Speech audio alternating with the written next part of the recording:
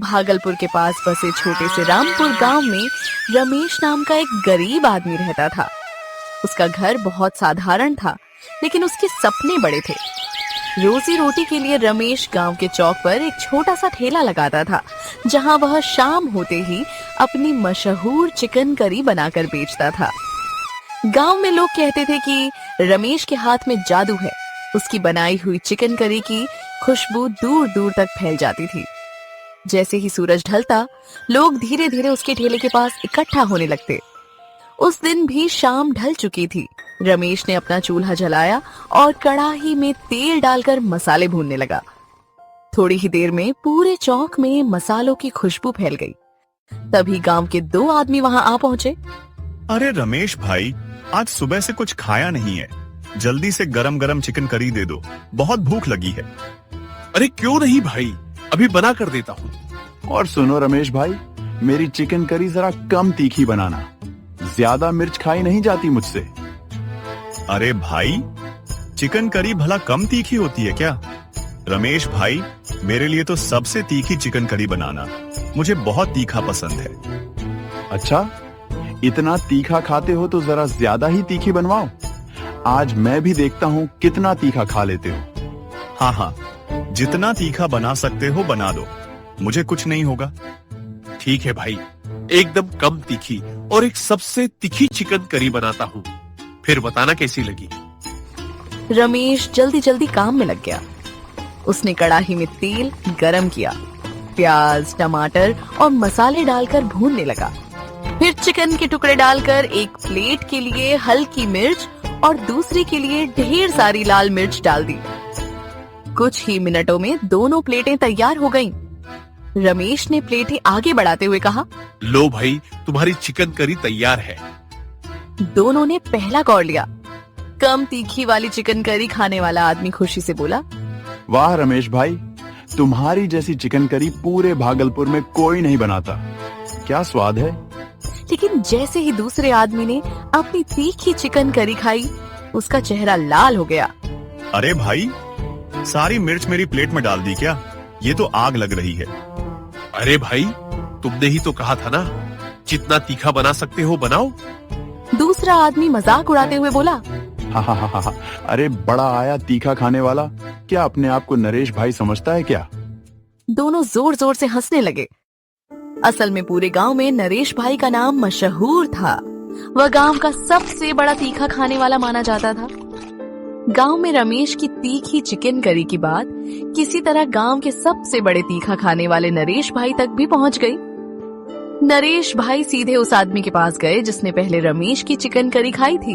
अरे भाई, सुना है उस रमेश ने बहुत तीखी चिकन करी बनाई थी। हाँ नरेश भाई, इतनी तीखी चिकन करी मैंने आज तक नहीं खाई और शायद किसी ने बनाई भी नहीं होगी। अच्छा, इतना तीखा? सच में भाई, मेरी तो हालत खराब हो गई थी, कान से धुआं निकलने लगा था। अरे ऐसी मिर्च अभी तक पैदा ही नहीं हुई जो मुझे हरा सके। चलो आज देखते हैं कितनी तीखी है वो चिकन करी। दोनों तुरंत रमेश के ठेले की तरफ चल पड़े। गांव वाले भी धीरे धीरे इकट्ठा होने लगे। अरे रमेश भाई, हमने सुना है तुमने सबसे तीखी चिकन करी बनाई थी। हाँ नरेश भाई, इतनी तीखी है कि शायद आपकी भी हालत पतली हो जाएगी। अरे जा जा, मैं तो सुबह के नाश्ते में हरी मिर्च खाता हूँ। तुम क्या मुझे हराओगे? एक बार खाकर देखो, फिर खुद ही बताना। हाँ भाई, वही सबसे तीखी वाली चिकन करी लगा दो, आज खाकर ही देखते हैं। रमेश ने तुरंत काम शुरू किया। कुछ ही देर में वही सबसे तीखी चिकन करी तैयार हो गई। रमेश ने प्लेट आगे बढ़ाई। नरेश भाई आराम से खाने लगे। तभी पास खड़ा वही गांव वाला बोला, नरेश भाई, पानी दूं क्या? या फिर कोल्ड ड्रिंक ले आऊं? लेकिन नरेश भाई बिना कुछ बोले खाते रहे। कुछ ही मिनटों में उन्होंने पूरी प्लेट साफ कर दी। अरे भाई, इससे तीखा तो मेरा सुबह का नाश्ता होता है। बड़े आए मुझे हराने वाले। ये सुनकर वहां खड़े लोग हैरान रह गए। रमेश भी मन ही मन सोचने लगा, अरे ये आदमी है या शैतान? इतनी मिर्च डाली थी मैंने, फिर भी इसे कुछ नहीं हुआ। अरे रमेश भाई, नरेश भाई को हराना इतना आसान नहीं है। तुम्हारा सारा मिर्च मसाला इनके सामने फीका है।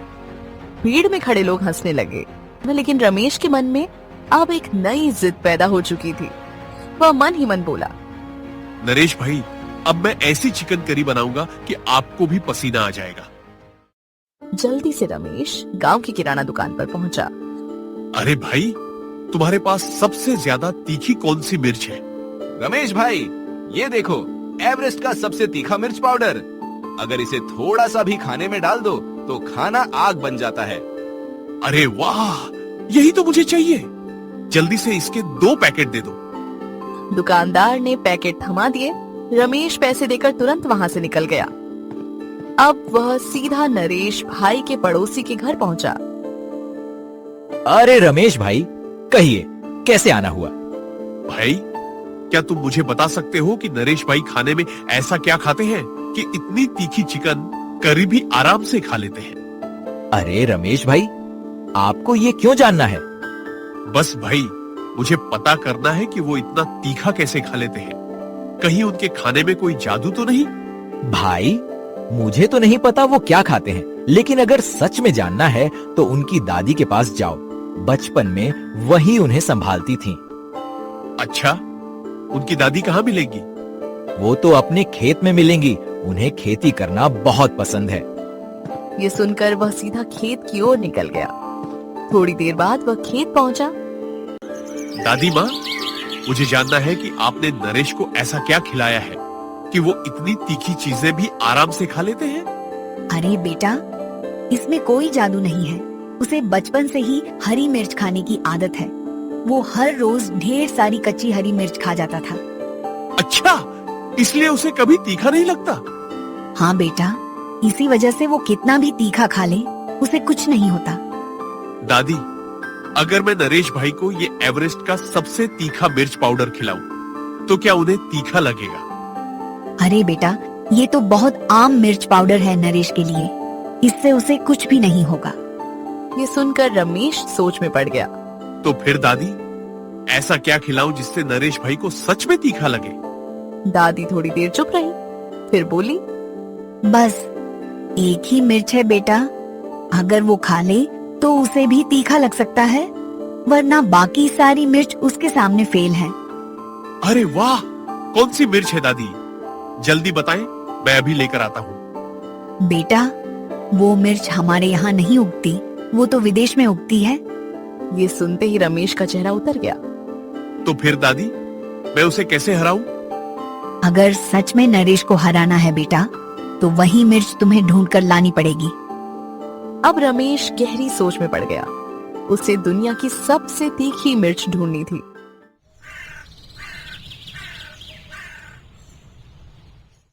अगले दिन शाम को हमेशा की तरह रमेश ने अपना ठेला लगाया। थोड़ी ही देर में कई गांव वाले उसके ठेले के पास आ गए। अरे रमेश भाई, मुझे तो वही सबसे तीखी वाली चिकन करी दो, वही जो नरेश भाई के लिए बनाई थी। हाँ रमेश भाई, हमें भी वही तीखी चिकन करी चाहिए। अरे भाई, आज सब लोग तीखा ही क्यों खाना चाहते हैं? अरे रमेश भाई, आपको पता नहीं क्या? नहीं भाई, क्या हुआ? अरे नरेश भाई ने कल एक बड़ा मुकाबला रखा है। जो भी उन्हें तीखा खाने में हरा देगा, उसे पूरे 10 लाख रुपए देंगे। अच्छा, इसलिए सब लोग अभी से तीखा खाने की प्रैक्टिस कर रहे हैं। हाँ भाई, अभी से आदत डालेंगे तो कल कितना भी तीखा खा लेंगे। पर भाई, मेरी चिकन करी से कुछ नहीं होगा। नरेश भाई को हराना आसान नहीं है। वो तो हर दिन ढेर सारी हरी मिर्च खाते हैं। अरे रमेश भाई, आप बस देखते रहना। कल मैं ही नरेश भाई को हराऊंगा और गांव का सबसे बड़ा तीखा खाने वाला बन जाऊंगा।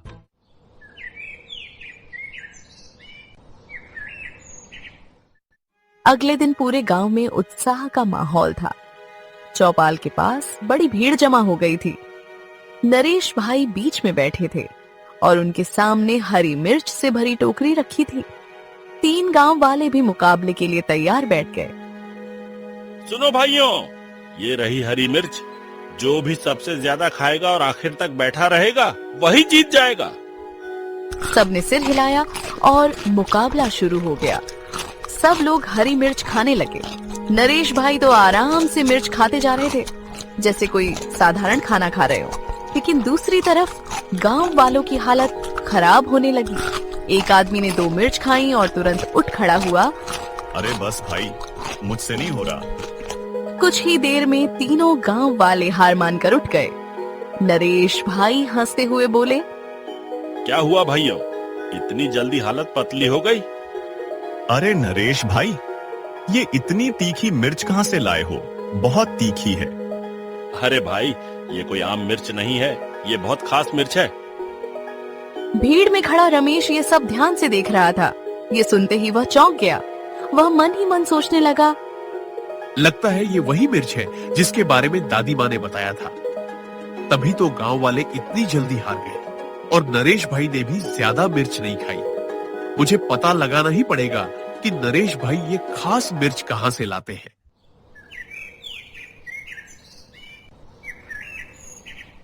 अगली सुबह वह चुपके से नरेश भाई का पीछा करने लगा। नरेश भाई धीरे धीरे गांव से बाहर निकलकर जंगल की तरफ जाने लगे। रमेश भी सावधानी से उनके पीछे पीछे चलता रहा ताकि नरेश को पता ना चले। कुछ देर बाद नरेश जंगल के अंदर एक छोटी सी खुली जगह पर रुके। रमेश पेड़ के पीछे छुपकर देखने लगा। जंगल के बीचों बीच मिर्च का एक छोटा सा खेत था। रमेश धीरे से बुदबुदाया, अरे यार, नरेश भाई ने तो यहाँ तीखी मिर्च की खेती कर रखी है। नरेश ने थोड़ी सी मिर्च अपनी थैली में रखी और वापस गांव की तरफ चल दिए। नरेश के जाने के बाद रमेश उस खेत के पास पहुंचा और उसने भी कुछ मिर्चें तोड़कर अपनी थैली में रख ली। अब देखता हूँ नरेश भाई मेरी चिकन करी कैसे खाते हैं। गांव लौटकर रमेश ने एक नई योजना बनाई। उसने पूरे गांव में खबर फैला दी, जो भी मेरी चिकन करी बिना पानी पिए पूरी खा लेगा, उसे मैं पूरी जिंदगी मुफ्त में चिकन करी खिलाऊंगा। ये खबर पूरे गांव में आग की तरह फैल गई। लोग आपस में बातें करने लगे, अरे भाई, ये तो बड़ा मजेदार मुकाबला है। मुफ्त में जिंदगी भर चिकन करी मिलेगी। ये मौका तो छोड़ना नहीं चाहिए। ये खबर नरेश भाई तक भी पहुंच गई। अरे वाह, अब तो मुफ्त में चिकन करी खाने का इंतजाम हो गया। उसकी चिकन करी तो मैं आराम से खा लूंगा। अगले दिन रमेश के ठेले पर भारी भीड़ जमा हो गई। लोगों ने देखा कि ठेले पर एक बड़ा सा बोर्ड लगा था, 440 वोल्ट की स्पाइसी चिकन करी। ये देखकर लोग हैरान रह गए। अरे भाई, ये कैसी 440 वोल्ट वाली चिकन करी है? क्या इसमें करंट छोड़ा है क्या? इसमें करंट नहीं है, लेकिन चिकन करी खाने के बाद तुम्हें 440 वोल्ट का झटका जरूर लगेगा। इतनी तीखी है ये। इतनी तीखी चिकन करी तो कोई खा ही नहीं सकता। इसलिए तो मुकाबला रखा है। तभी नरेश भाई वहां आ गए। अरे रमेश, तुम्हारी ये 440 वोल्ट वाली चिकन करी मेरे सामने पानी कम चाय है। अच्छा, तो आज खाकर बता देना कि कौन पानी कम चाय है, तुम या मेरी चिकन करी। चलो चलो जल्दी बनाओ, अभी खाकर दिखाता हूँ। रमेश ने जल्दी से वो सीक्रेट मिर्च पीस कर चिकन करी बनाई और नरेश भाई को दे दी। नरेश भाई खाने लगे, पहला कौर, दूसरा कौर, लेकिन तीसरा कौर लेते ही उनकी हालत खराब होने लगी। नरेश मन ही मन सोचने लगे, ये कैसे हो सकता है? मुझे इतना तीखा क्यों लग रहा है? थोड़ी देर बाद नरेश भाई ने प्लेट नीचे रख दी। बस अब नहीं खाया जा रहा। भीड़ में खड़े लोग हैरान रह गए। अरे, नरेश भाई तो हार गए। पूरे गांव में खबर फैल गई। लेकिन रमेश को यह चालाकी से जीती हुई जीत अच्छी नहीं लगी। उसी शाम वह नरेश भाई के घर पहुंचा और उसने सारा सच बता दिया कि उसने जंगल वाले खेत से मिर्च चुराई थी। नरेश भाई मुस्कुराए और बोले, कोई बात नहीं रमेश, तुमने सच बता दिया, यही बहुत बड़ी बात है। वैसे भी मैं थोड़ा घमंड में आ गया था, अच्छा हुआ मुझे सबक मिल गया। उस दिन के बाद रमेश का चिकन करी का ठेला पूरे गांव में और भी मशहूर हो गया। और इस तरह उस गांव में एक बात सबको समझ में आ गई कि सच्चाई का साथ देने से हमेशा सच्ची जीत होती है। और इसी तरह कहानी का अंत यही होता है। दोस्तों, इस वीडियो को बनाने में पूरे 4 दिनों की कड़ी मेहनत लगी है, तो प्लीज सब्सक्राइब करके कमेंट कीजिए। इस बार कुलदीप कुमार, गुलशन और महबूब ने कमेंट किया था इसलिए हमने उनका नाम वीडियो में लिया है। आप भी सब्सक्राइब करके कमेंट कीजिए, अगली वीडियो में आपका नाम भी जरूर आएगा।